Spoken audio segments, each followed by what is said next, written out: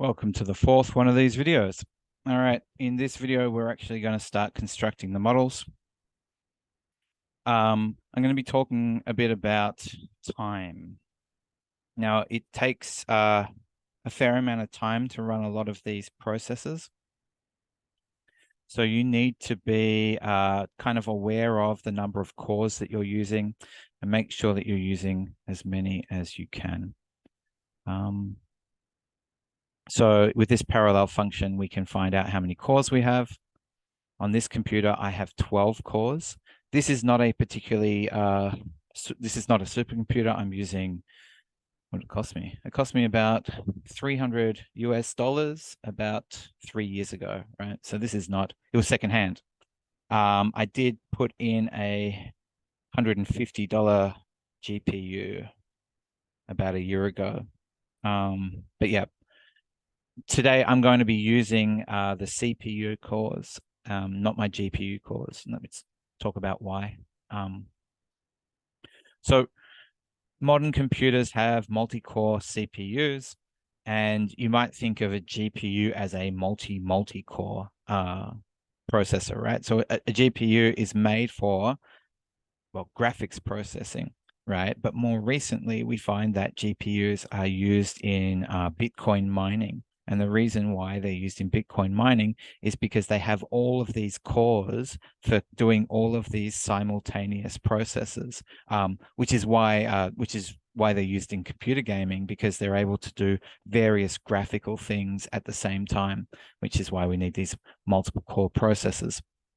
Now, traditionally, computers had a single core, which meant that if it was doing one thing, then it was only going to be able to do that one thing. But I'm sure, as you're probably aware, on your computer, you can have your computer doing one thing and then doing something else at a different time. Or during those times, it's using different cores. If you actually check out your task manager, you can see you can kind of get an idea as to exactly how many of your cores are being used. I haven't got this set up, but there are apps that you can use which show you exactly how many cores you're using and what those like the processes of those cores are being applied to. All right. We know the data. Hopefully you haven't just skipped ahead to this video because I'm not going to be talking about it too much. I will talk about Caret and Erlang.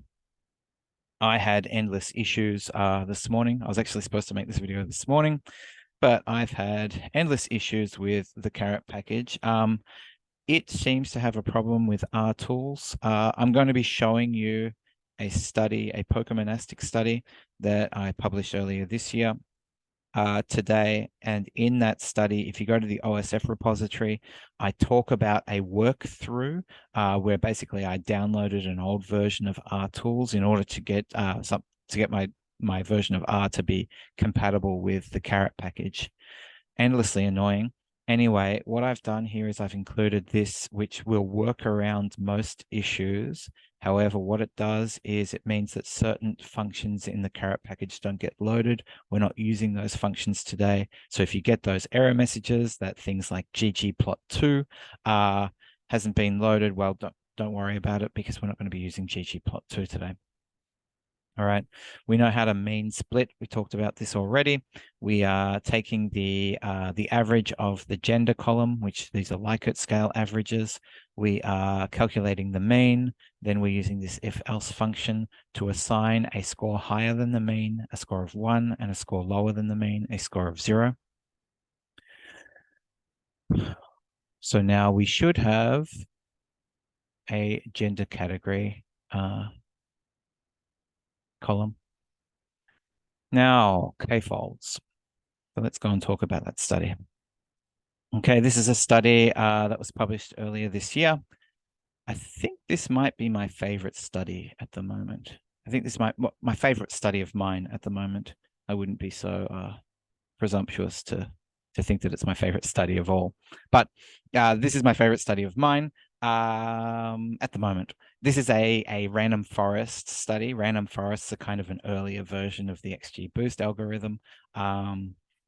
essentially what random forests are is they're decision trees that are constructed parallel from each other, so they don't learn from each other. Whereas in XGBoost, what happens is the first decision tree is constructed, and then further decision trees are able to take information from that decision tree to make to put extra weight on certain features and certain samples to kind of create a more accurate model. Anyway, in this study, which is very much like a very similar data set to the present study, in that it was mostly made up of null values. In a decision tree, we have bagging, which is kind of a random sampling of your samples, and we have the subspace method, which is a random sampling of your features. The default number of features used in the random forest algorithm is the square root of the number. The default subsampling number is the square root of the number of features. So for this data set, that would be 6. We know that this data set is constructed of made up the dependent variables are made up of about 85% null values. So if you're only looking at 6 features at each node, then there's a very good chance that you're going to have a large number of nodes which have no function because they only consist of null values. The machine learning algorithm can't make a decision because there's no useful information at the node. So what happened was the random forest tuning package, and for that we used Tune Ranger. What was happening was that it looks at all these null values and it says, okay, well, we need a huge number of features to be examined at each node. And for that it was something like 80 or 90% of the features. Well, what happens when you include 80 or 90% of the features at the decision tree at the node is that you reduce the effects of the randomization process of the subspace method. The reason random forests use bagging and the subspace method is because when you randomize across both domains, I can show this a little bit better. So let's say we had the random subspace method selected these samples, and then the bagging selected the samples, the random subspace method selected the features, right? So these are the features that are going to be examined in this particular decision tree. And these are the samples that are going to be this overlap here. Well, we see here that for this feature, we have no useful information, right? And for this feature, we have no useful information. So the decision tree here as well, the decision tree is not going to be able to learn anything at that node. And like, if you have a large number of these, then you're undoing the value of the random subspace method. And in that Pokemon study, we came across a very clear overfitting issue, and that's what's going to happen. The reason why we use those two randomization systems is because it's going to reduce overfitting. So what are we doing? We were like, God, I talk so much. Anyway, we're talking about k-fold cross-validation. In that Pokemon study, at the time that I was coding for that study, I wasn't aware of k-fold cross-validation. So I kind of invented my own cross-validation method, which isn't as good as k-fold cross-validation. Essentially, all I was doing was randomizing my sample, my testing and training subsets. I think I made 9 randomizations. But the issue with that is that you're going to have some samples overrepresented in those k-fold test and training subsets just due to the randomization process. What happens in k-fold cross-validation? Well, let me explain it with this example. So here I'm taking the entire data set, and I'm taking 1/8 of it, and I'm creating a fold known as G, which that's the Glasgow. This is data, and A. So I'm creating fold A out of 1/8 of those samples. And then I'm doing that over and over, but I'm reducing it. So I'm taking 1/7, 1/6, 1/5. So I'm creating 8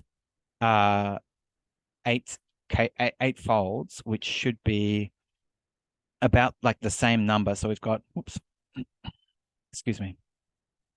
Bear with me a moment. I need to drink water.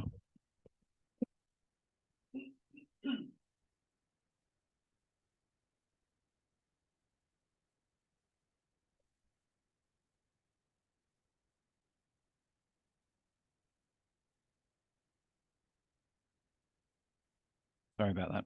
So we've got 8 folds named A through H, and these are randomized. They've got random samples, but there's no overlap in those folds. They're all made up of samples that don't exist in other folds. Then what we do is we combine series A, fold A, with fold B to create testing subset 1. And we use a partial Latin square to create 28, because there are 28 possible combinations if you're combining two together. So now we have G test TE1, which is constructed of folds A and B. We come down, we're going to create training subsets now. So those are the testing. Testing is designated with the TE designation. Training is designated with the TR designation. So we'll create our 28 training subsets. Let's talk about these momentarily. GTE1 combines A and B subsets, and GTE1 is the testing subset that's going to be trained on the data set it's going to be tested on the model trained on the data set GTR1. So here we have A and B, and GTR1 is comprised of C, D, E, F, G, H. Okay, so there's no sample, there's no model that's going to be constructed where there is a sample that is in both the training and the testing subsets. Why is this important? Well, this is important because what we're doing is we're constructing a model that learns something rather than a model that's trying to recall information, right? If your model is constructed and trained on the same data set, well, that's problematic because you're not teaching it how to do the thing, you're teaching it if it remembers the thing, right? And it's going to have including the same samples in your testing and training data set is going to have all number of issues. All right. Now, back to talking about GPUs and CPUs. This is a tuning grid. Today is Friday. As I leave my office today, I'm going to construct a model using this tuning grid. The reason I'm going to do it as I leave my office today is because I tried running this morning, and it didn't even get halfway through. It was, I think, maybe a quarter of the way through after about an hour and 15 minutes. And I didn't want to hang around for that. So what I'll do is I'll run this as I'm leaving my office, and because obviously it's going to use up all of the cores on my CPU, right? Like I had to go for a walk for an hour and 15 minutes because my computer was borderline useless for that time. So I'll run this as I leave my office, and get an accurate number for our hyperparameters, right? So this is the tuning grid. How I would recommend, maybe because I don't care, because I'm not going to be here and it's got 2 days to do its job, let's add some more rounds. Why not? All right, let's talk about what these are. N rounds is the number of trees that each model is going to build. So yeah, so what's going to happen is as I leave my office, the model's going to construct like all variations, all combinations of all of these numbers, right? Maybe 10,000 is a bit too ambitious. Or like all combinations of all these numbers. And that's going to just give my computer a bit of a heart attack. Yeah. Anyway, so N rounds is the number of trees. Max depth is the depth of your trees. ETA is your learning rate. If you're familiar with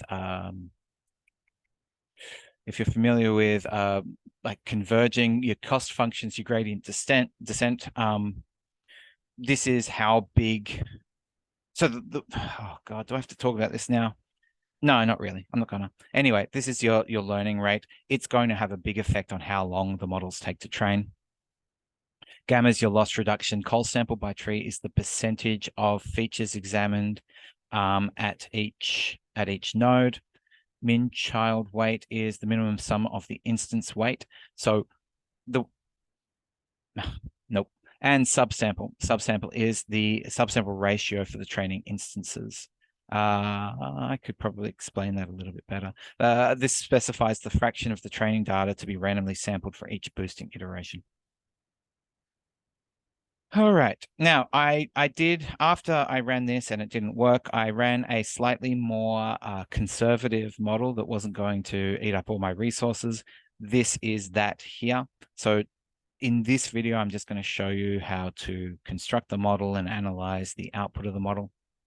But let me show you what happens if I run this. It's probably 5 seconds. Oh, sorry. Yeah, this is a tuning grid. It doesn't take any time at all because all I'm doing is creating the grid, train control. All right, this is interesting. So I'm just going to talk about allow parallel, which is going to turn on all of my cores. If you do not allow parallel, what's going to happen is it's only going to use a single core, which means that this model would take for this computer 8 times longer to construct if this is not set to true. However, this is the conundrum. Method CV stands for cross-validation, and in this instance, that means k-folds. The number of k-folds is 3. So now you're thinking, well, why put yourself through this nightmare code? And it really was a very nuisance thing to code. It took a couple of hours. Why put yourself through this nightmare code if you're going to be using an inbuilt k-fold cross-validation? The answer to that is that XGBoost does not, either that or I'm unaware of, it does not report on the accuracy for all iterations for all k-folds. What it does is it takes the aggregated result. So what you're missing out on is you're missing out on the variability due to randomization. So what I'm doing is I'm creating all of these 28 iterations of the same model, and then I get 28 measures of accuracy. Now, that's useful for a number of reasons. You can look at how much variability there is in the data set due to the randomization in creating those k-folds. You can take those accuracies, right? Like you can, like I'm going to have 28 gender accuracies. I'm going to have 28 valence accuracies.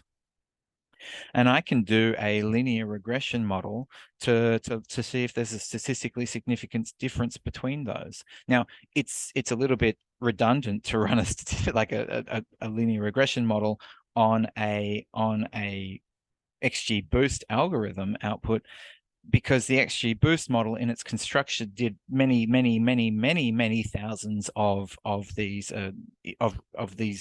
of regression, right? Many thousands of instances of regression, be that linear regression or logistic regression, not technically regression. But anyway, it seems redundant to then be using a traditional statistical hypothesis test. However, I'm a linguist and I publish my research in linguistics journals, so it can be useful to have a test that the reviewer is familiar with and understands. Also, it's just a nice way of examining the output. Anyway, I have spoken far too long on that. This is kind of interesting. I'm changing the dependent variables to factor at this stage. You might be wondering, well, why didn't you change the dependent variable here before you created the k-folds? And the answer for that is that this this way, this sampling, the way that I've done this, it has an issue with factor variables, apparently. I don't know why it would, but it does. And if I do it before the K folding, then I get an error message. So I just do it here. It's not going to matter because all of these are just going to be cut and paste anyway. So let's run, let's change those to factor. We're going to convert the training subset GTR1 to a data frame because that's what the XGBoost package wants. Then we're going to construct our XGBoost model. This is G underscore XG1, so Glasgow underscore iteration 1.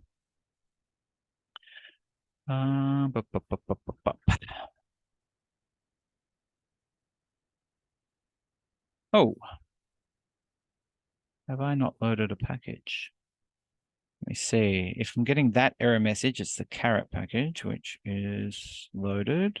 Is it the XGBoost package that's loaded?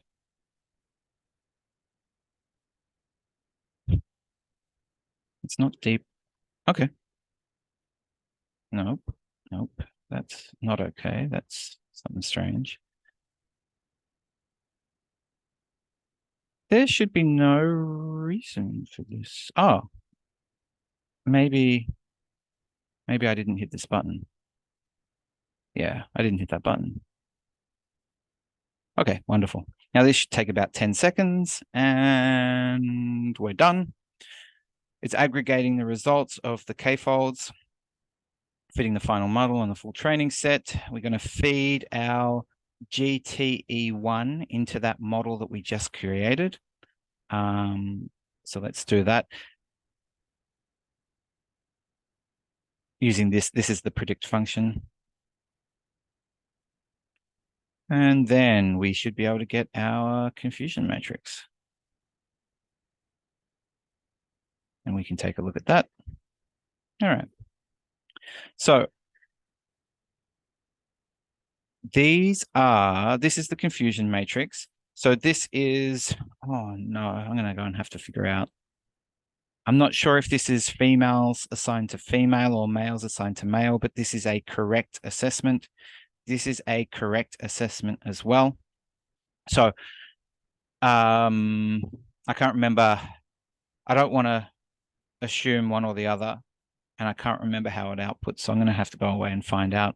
But anyway, what's happening here is that this is either female to female or female or male to male, and this is either female to male, female to female or male to male, and then we have these ones which are incorrect, right? So the reference number 1, designated as number 1 by the random forest algorithm, predicted to be number 2, but it wasn't actually number 2, right? And here we have reference number 2 predicted to be number 1, but it wasn't number 1. Here we have the correct predictions. Our accuracy is about 58%. That doesn't seem particularly high, right? Like it's not a particularly high number. However, you need to remember that this is sound symbolism. We're talking about an effect in language which is not particularly impactful, not particularly powerful.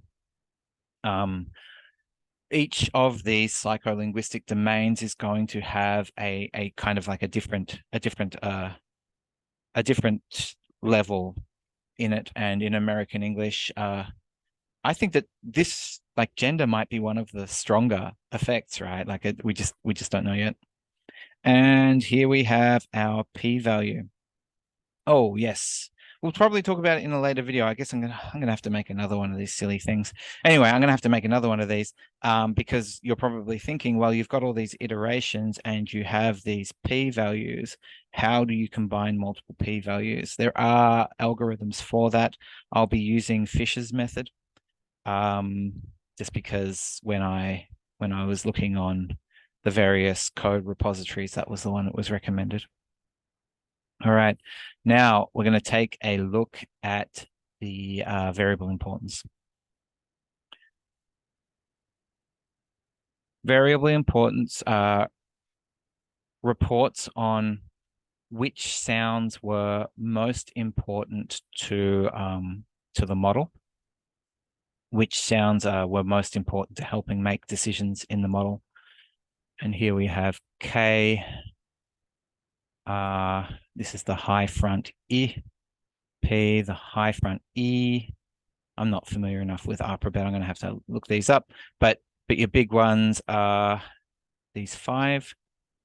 I should still have the code from yesterday, so we can.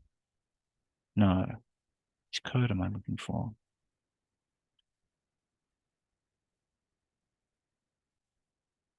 This is the GLM code. Good. All right, so I've still got this code here. It's using the same things and it's using the same code. That was clever of me. I'll create a data frame.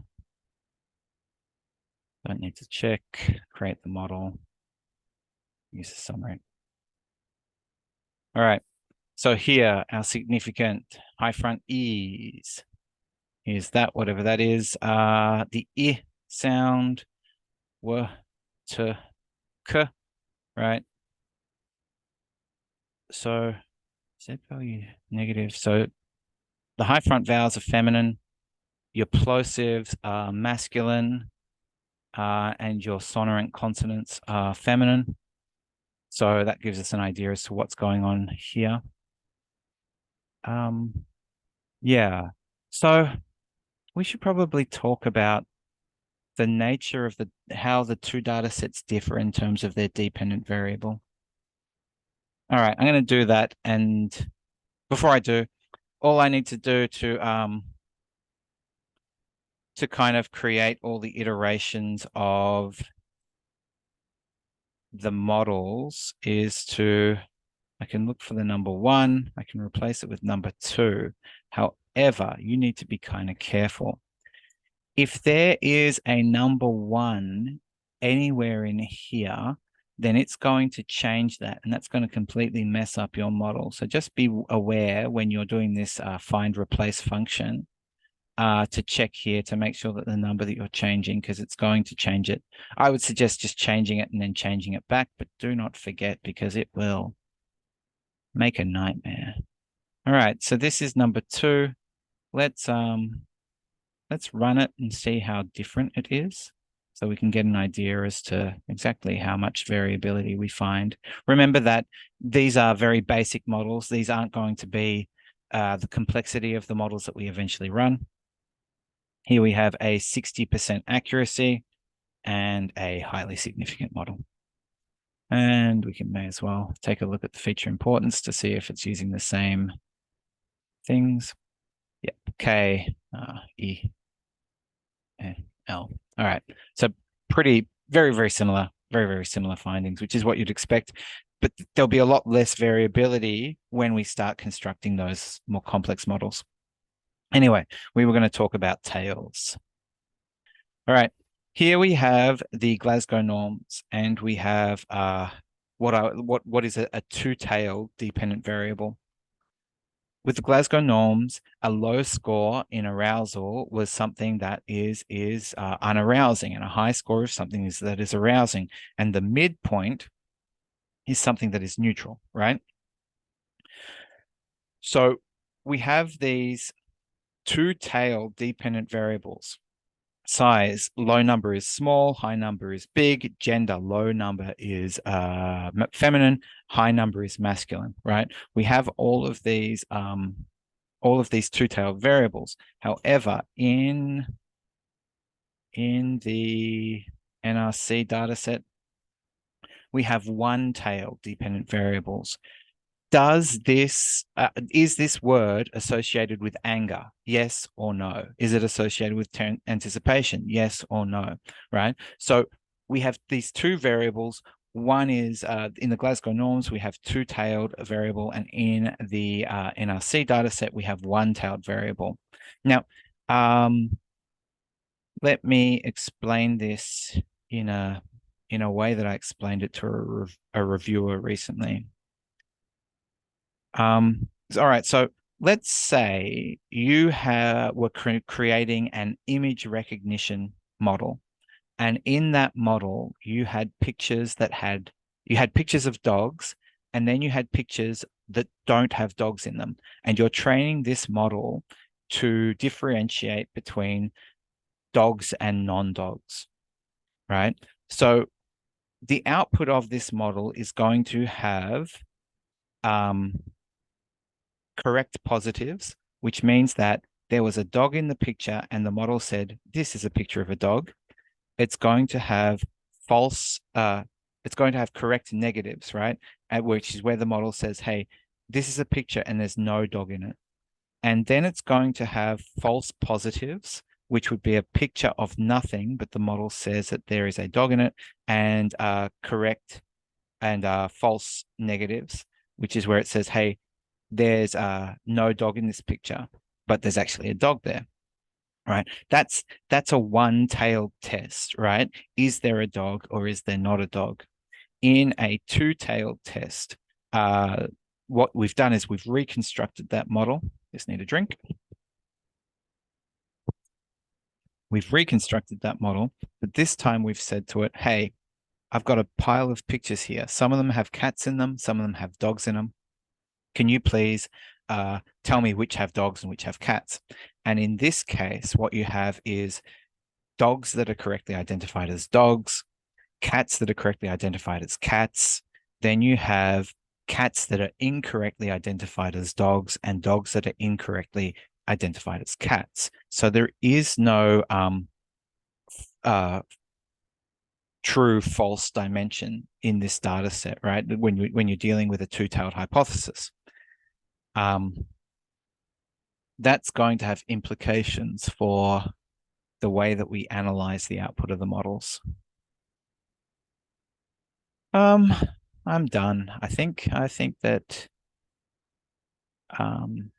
oh wait, I'm not going to need to worry about that because I can just use one. There is no one in here. Cool. So I can just update these really quick. Don't cut and paste this one, right? Because if you cut and paste this one, you're going to be changing number 2. And then that means that when you update it, it's going to adjust this number here, which is something that you don't want adjusted. So just if there is no 1 or 2 in, sorry, I'm pointing at my screen like you can see what my finger's doing. If there is no ones or in this area here, you can just use the 1. Just don't select any of the numbers that are present in here. Otherwise, it's going to mess up your algorithm.